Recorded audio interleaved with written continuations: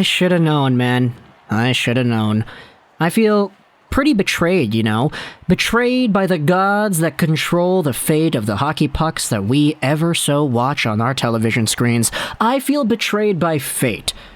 Because all of the belief that I have put into the stock of this one player ever since 2016 kind of feels like it was all for naught. All Juolevi, that is. Oh, I didn't even mean to do that.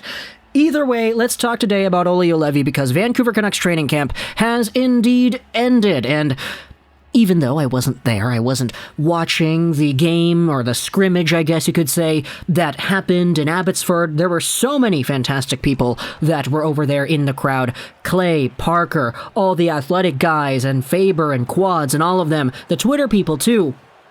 Seemed like a pretty fun time, although I was at home sleeping after watching anime and getting ready to watch Montreal-Toronto. I was kind of just, peering through the lens, taking a look at what people were saying about this training camp and what the common consensus was about the players that were performing. And when it comes to Olli Juolevi, it appears that we may be closer and closer than ever before to, dare I say, the end. Now, give it a few months into the past, and we actually have ourselves a moment in time where I was like, yeah, okay, great. Olli Juolevi just did a move that is an absolute win for the Vancouver Canucks. When he signed a one-year league minimum contract at $750,000 a season, I was like, wow, that's a great deal right there. Even though it's a one-year contract, or excuse me, not a 1 year, it is a 1 year, don't get me wrong, but a one-way contract, meaning that whether he's in the AHL or the NHL, he's going to get paid the same amount of money. Even though it's a one-way deal, this is great, because Juolevi is a guy that, based off of what we saw in the postseason in 2020, the Stanley Cup bubble, he was a guy that I thought was pretty okay. He was solidified in his smooth skating and his breakout passes and all that, and he showcased in his brief stint with the Canucks in 2020-2021, when the team was riddled with injuries, that he could at the very least stick around and play with the team. We had known for years about his injuries and the slowed progression throughout his career and how other guys in the 2016 draft had taken bigger steps in shorter amounts of time. And we all just kind of chalked it up to fate, Okay, it's injuries, he's getting slowed down, he's not able to go out there and develop in the same way as a Chychrun or a Sergachev because he just has been too unlucky, fam. Well, this contract, this 2021-2022 one-year, one-way contract of $750,000 was kind of supposed to be the last straw. This is the make it or break it kind of time.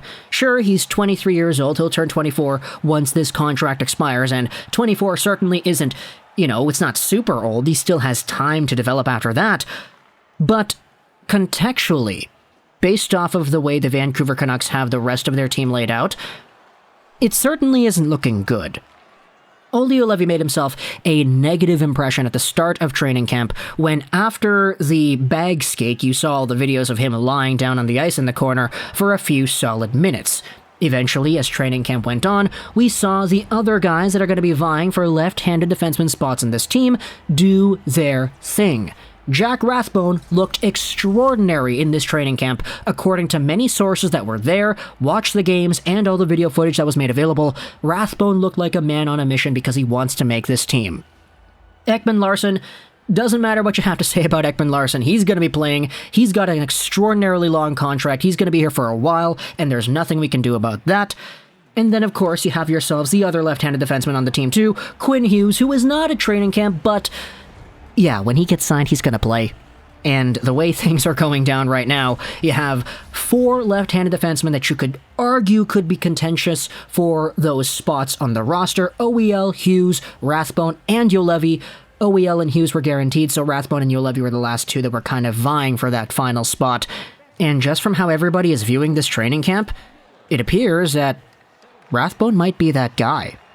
This is what Travis Green said after training camp concluded, and after they asked him in the media, hey, what did you think about Olli Juolevi and his camp?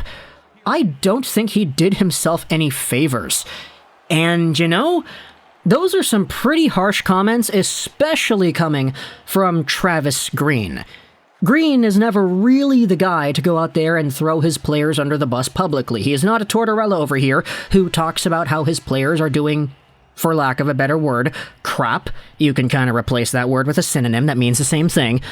We always see comments from Travis Green that are like, okay, we are going to look at this player, analyze what they can do, and talk to them, work with them to expand on the good things and work out the kinks that make them not the best player they could be. It's always in that, kind of neutral, positively thinking, okay, if we really work at it, we can get the best kind of results over here kind of answer. But to hear this on the other side, the deep end answer, where it's like, yeah, he really didn't do himself any favors out there in training camp, it kind of really gives us a little bit of insight into the mind of Travis Green, He was never really a big fan of playing Juolevi in the first place, and the way that he was deployed, you could kind of see that Travis Green didn't really trust this guy to be the guy that we all think he could be. Furthermore, there were some other moments. This is when Horvat undressed Juolevi with a spinorama coming down the right side. Just plain unkind from the captain. We also heard after here when Travis Green said that Juolevi didn't do himself any favors, but the guys on Sportsnet said that bag skates don't matter. Satyr Shah replied saying this, "For OEL it doesn't. For Olli Juolevi, who had been at camp before, it does. Nuance. Try it."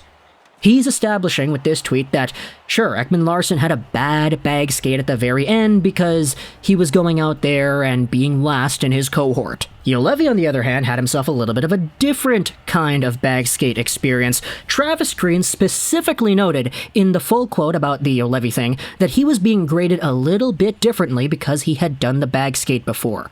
Also, while Oliver Ekman-Larsson faded late in the bag skate, Juolevi faded by the second run through. No comparison.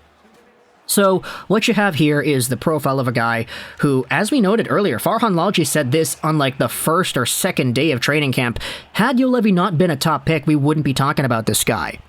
He had himself a training camp where he's making himself the lowest amount of money an NHL caliber athlete is able to be making at $750,000. He really didn't outplay Rathbone, according to the many people, the smart hockey people who are out there, who watched this practice and scrimmages live. And he was out in a position where you could definitely say he was probably not as conditioned as he should have been, considering he knows what the bag skate is, he knows the circumstances of a Travis Green practice, and he came in completely unprepared because he was lying down on the ice when everybody else was still going around skating and doing their thing. So, for Olli Juolevi, it's kind of funny because all this stuff combines into a profile of a player that's like, yeah, is he even going to play next year? Is he going to be an NHL player? Is this the end of the Olli Juolevi experiment over here? I said it, he's only 23, turning 24 years old. That's not particularly old, but how much patience is too much patience? This is what Alex Blair said. He runs the on-air podcast with Israel Fair on The Athletic. I have to think that this is the end of the road for Olli Juolevi with the Canucks. It is time to move on. Cam Robinson, director of film scouting at Elite Prospects, said this, "Sadly, the time to move on and garner some semblance of value was 2018. Now it's a cut bait and try to not remember the situation kind of thing."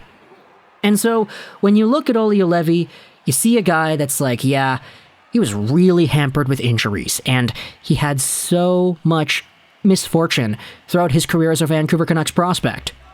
But once things finally got quote-unquote clicking, things went downhill quickly to the point where now it's like, well, he doesn't even have a roster spot.